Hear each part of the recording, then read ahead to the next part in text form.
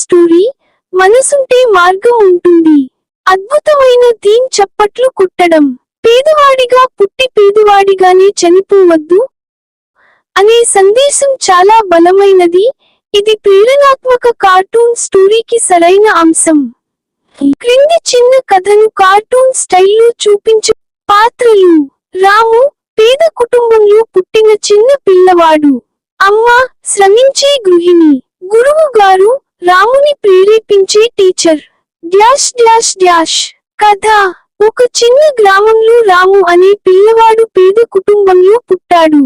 తన తల్లి చేనుల్లో కష్టపడి రోజుకు 10 రూపాయల్ని సంపాదించేది. రాముకి చదువు అంటే చాలా ఇష్టం. కానీ చాలాసార్లు స్కూల్కి వెళ్ళడానికి పాదరక్షలు లేకపోయేవి.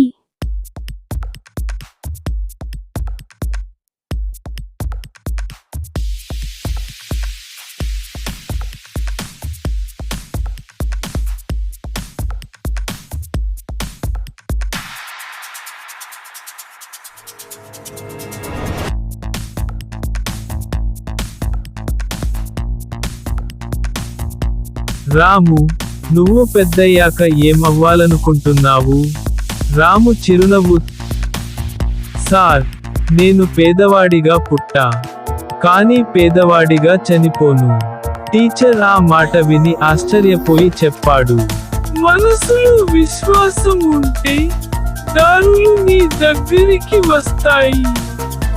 అదే మాట రాముకి ప్రేరణ అయింది. రోజు పుస్తకాలు చదువుతూ, రాత్రి పంట పొలంలో లాంతరు వెలుగులు చదివాడు. ఏడాది తర్వాత రాము ఇంజనీర్ అయ్యి తన గ్రామంలోని స్కూల్ నిర్మించాడు. అమ్మ కన్నీళ్లతో చెప్పింది: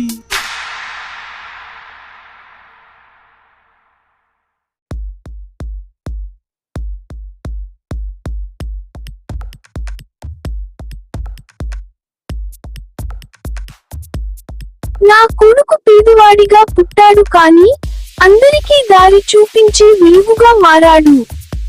మెరిసే నక్షత్రం. మోరల్: నీతి కథ. పేదవాడిగా పుట్టడం మన తప్పు కాదు, కానీ పేదవాడిగా చనిపోవడం మన ఆలోచనలోని తప్పు. మంచితనం కేవలం మాటల్లో కాదు, కష్టపడినప్పుడు మాత్రమే అది ఫలిస్తుంది.